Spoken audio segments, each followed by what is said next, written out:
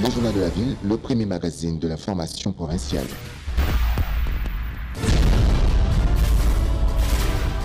Tout de suite, le journal.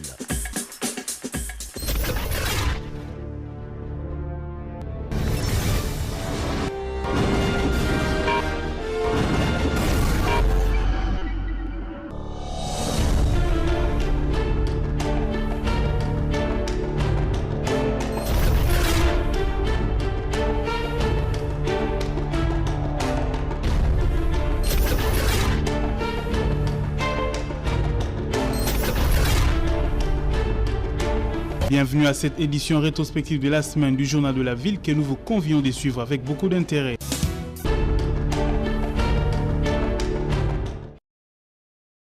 Le sondage Le Point a, dans ses enquêtes réalisées à Kinshasa dans la période du 14 au 15 février 2019, a publié la liste de candidats gouverneurs de province comme étant le favori qui partent avec toutes les chances de gagner l'élection de gouverneur de province.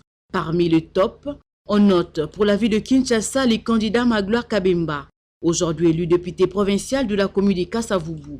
Il se présente comme candidat indépendant, mais il a l'avantage d'avoir doté la ville de Kinshasa d'une régie financière, DGRK, qui a permis la mobilisation de recettes pour la reconstruction de la ville de Kinshasa.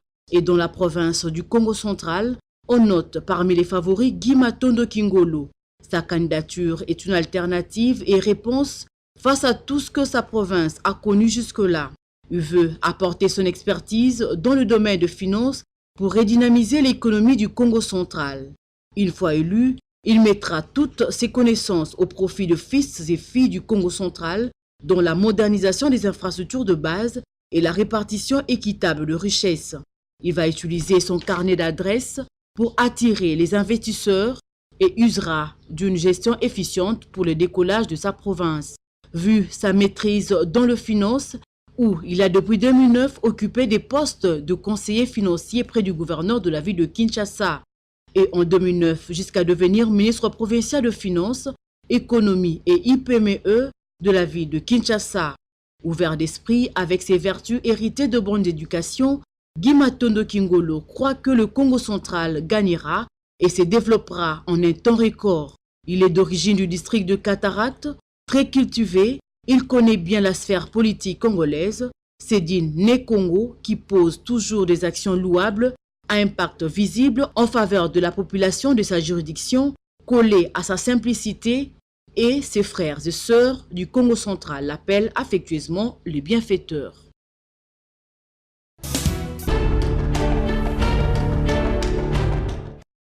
Abdoulaye Yero Ndombasi est mort ce mardi 19 février 2019 à Kinshasa. Né le 5 janvier 1933, il était un de 4 vice-présidents du gouvernement de transition de la République démocratique du Congo. Il a été désigné par le gouvernement de Kinshasa, mouvance PPRD, au terme des accords de Pretoria, tandis que les 3 autres représentent les différentes sensibilités de l'opposition armée, RCD, MLC ou démocratique. Le docteur Abdoulaye Yero Ndombasi fut compagnon de Che Guevara et ami de Chou Enlai, parisien pendant 20 ans, notamment à la résidence universitaire Jean Zay d'Antony, et l'un des plus proches soutiens de Laurent Désiré Kabila, dont il fut ministre des Affaires étrangères depuis la lutte pour l'indépendance à l'époque de Patrice Lumumba au tout début des années 1960. Durant la révolution de 1964-65, avec le Che, jusqu'à l'arrivée au pouvoir à Kinshasa en 1997, après avoir défait Mobutu et ses soutiens élyséens.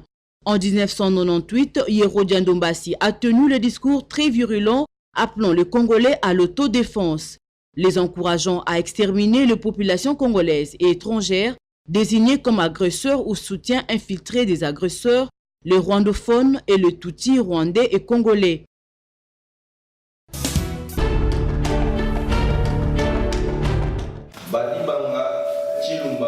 Mise en place d'une commission chargée de l'élaboration du règlement intérieur de la nouvelle Assemblée provinciale de Kinshasa lors de la séance plénière du 19 février 2019. Une commission de 10 personnes dominée par la présence des juristes, compte tenu du caractère de la matière.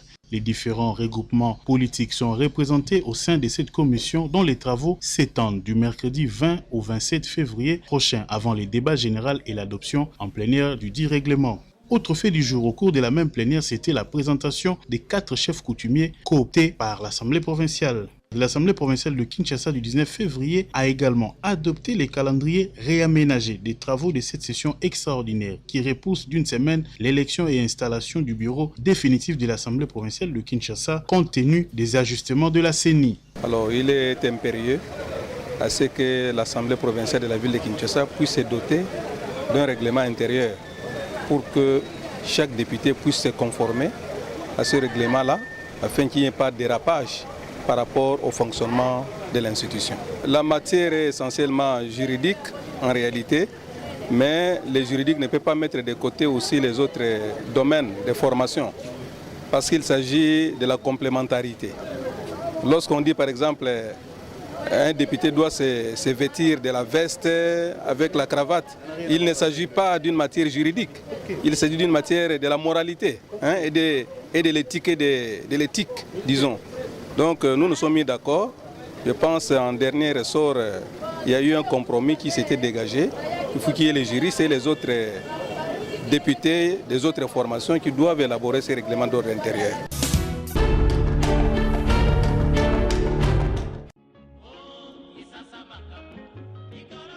Kinshasa d'un quartier à l'autre est le titre d'un ouvrage écrit par Jacques Fumunzanza, spécialiste de langue et littérature anglaise et passionné de Kinshasa, où il y est arrivé depuis le 4 octobre 1968. L'auteur de ces livres de 335 pages, parus aux éditions L'Harmattan, mène les lecteurs au cœur de cette grande ville dans ses infimes secrets, lui-même témoin des mutations socio-culturelles qu'a connues la capitale congolaise lors des dernières décennies. Il y dépeint avec bonheur l'espace géographique en évoquant la topographie de la ville, le climat, la température ou encore la végétation. L'histoire de Kinshasa, sa fondation et son évolution dans le temps et l'espace figurent là dès les 60 premières pages du livre, tout en passant en revue les événements forts qui ont marqué la vie de cette ville et donné un nouveau souffle au pays à l'instar du drame ayant occasionné les martyrs de l'indépendance le 4 janvier 1959. Si Kinshasa a été considérée comme une ville des jeunes en 1984, selon les recensements organisés par le pouvoir en place, soit 57,88% de la population quinoise était jeune, il faut reconnaître que la tendance à ces jours semble être la même avec une nette progression en termes de pourcentage. Dans ces livres, on y retrouve des photos et des explications des divers lieux emblématiques de la ville. Kinshasa, ville administrative avec autant de gouverneurs qui se sont succédés, siège des institutions de la République, ses artères bruyantes, sa population accueillante et fêtarde, ville d'artistes, ville des rêves et de leurs accomplissements. C'est dans un style plutôt clair que l'écrivain Jacques Fumunzanza Maketa offre l'occasion aux Kinois, Congolais et aux étrangers de relire Kinshasa dans ses vertiges, ses contradictions, ses victoires et surtout ses aspirations qui demeurent les mêmes, un développement constant.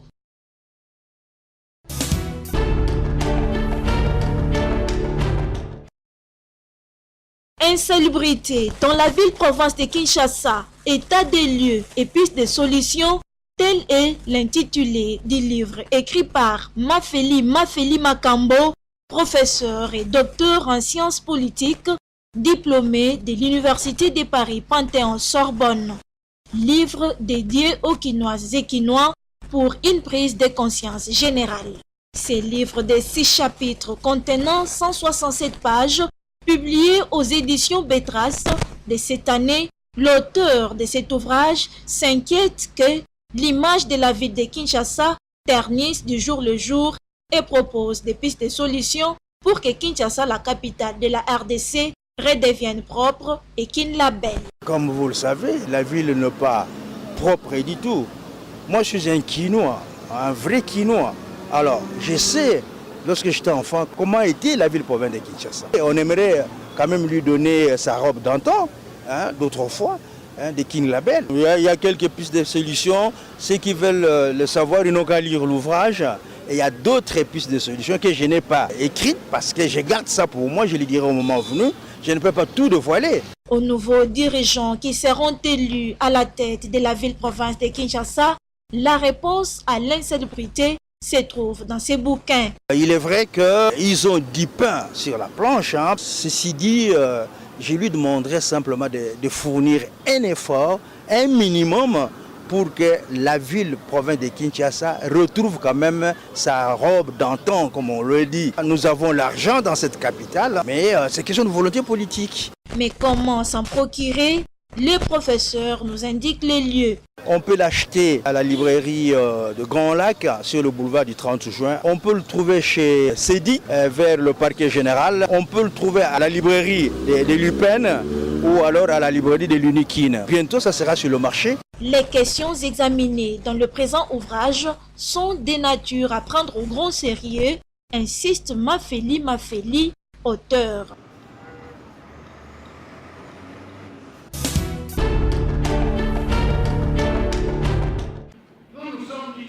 Les agents et fonctionnaires de l'État menacent d'arrêter le travail au cas où le gouvernement congolais ne parvenait plus à appliquer le paiement du barème salarial au mois d'avril 2019 comme signé dans les protocoles d'accord.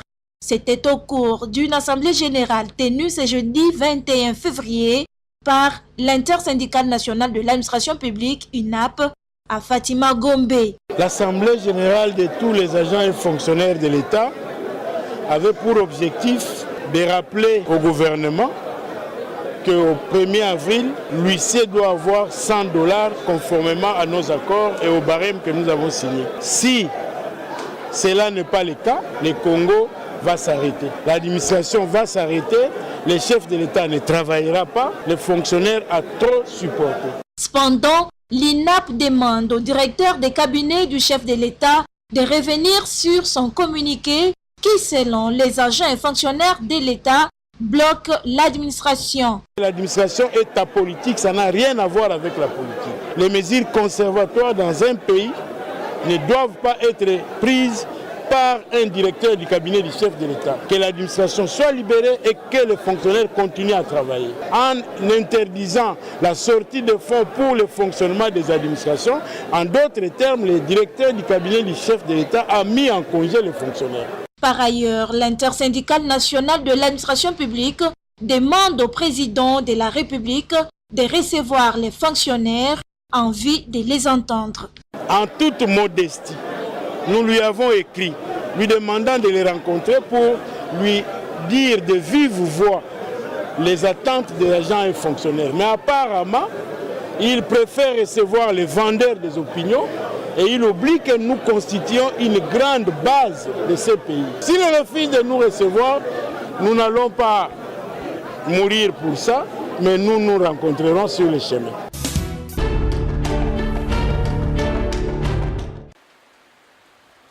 La pluie diluvienne qui s'est abattue dans la ville-province de Kinshasa le jeudi 21 février dans la soirée a laissé des dégâts matériels énormes. Dans la commune d'Engaliema, à quelques mètres de l'Université pédagogique nationale, précisément sur la route nationale numéro 1, à la hauteur de la Rézapé, non loin du camp militaire Badiadingi, cette route a été endommagée et coupée presque en deux parties. Selon les habitants de ces quartiers, près de 7 parcelles ont été emportées par cette pluie et une érosion serait créée à cet endroit, laissant ainsi ses occupants dans la rue et sans abri avec leurs familles. Une situation qui pénalise aussi des milliers de personnes qui utilisent cette voie pour atteindre l'université, les centres-villes et d'autres endroits. Comme conséquence, il y a des embouteillages, la difficulté de transport et le course de transport se sectionnent. Le taxi et bus sont obligés de s'arrêter vers le marché Badiadingi et une marche à pied est obligatoire juste pour dépasser ce trou béant, et de l'autre côté, il faut trouver un autre moyen de déplacement pour atteindre le grand carrefour de l'UPN. Cette route constitue dès à présent une urgence pour le ministère des Infrastructures et Travaux publics.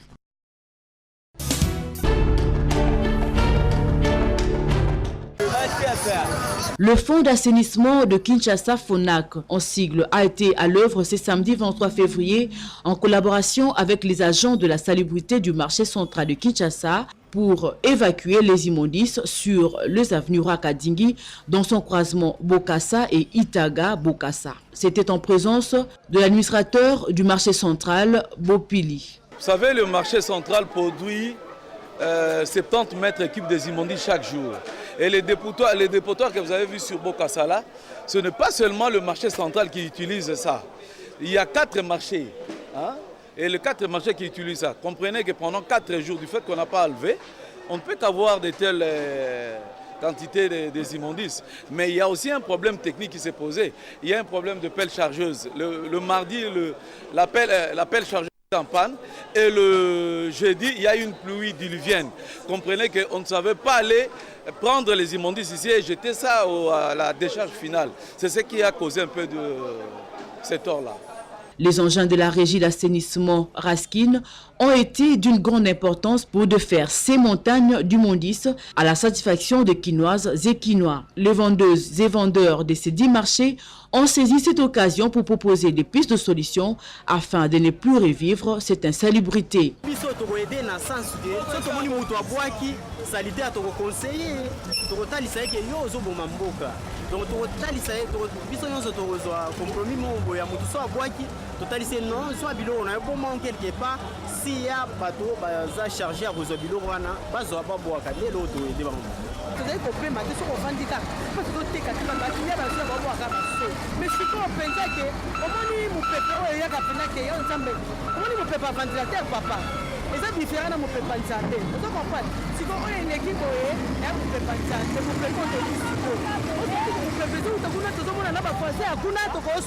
Ceci est un exemple qui doit se répercuter dans les différents marchés de la ville. Les salongos est une obligation tous les samedis dans la matinée.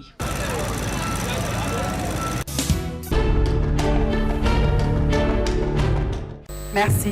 Son Excellence. Corneille Nanga, Yobelu et Norbert Basengezi Kantintima, respectivement président et vice-président de la Commission électorale nationale indépendante CENI, sont interdits d'entrer aux États-Unis d'Amérique.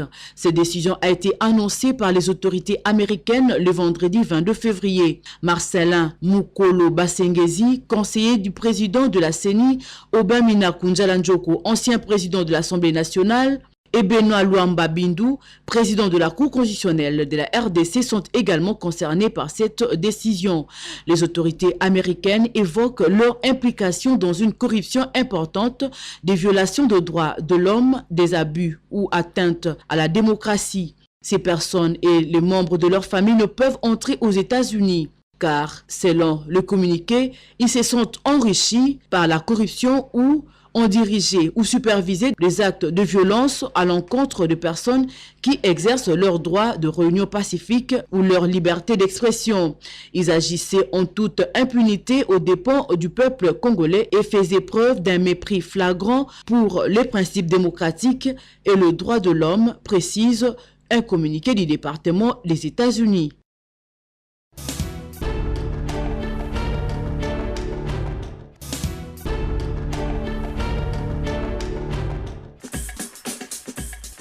Fin de cette session d'information rétrospective. Merci de l'avoir suivi et déjà bon début de semaine à tous.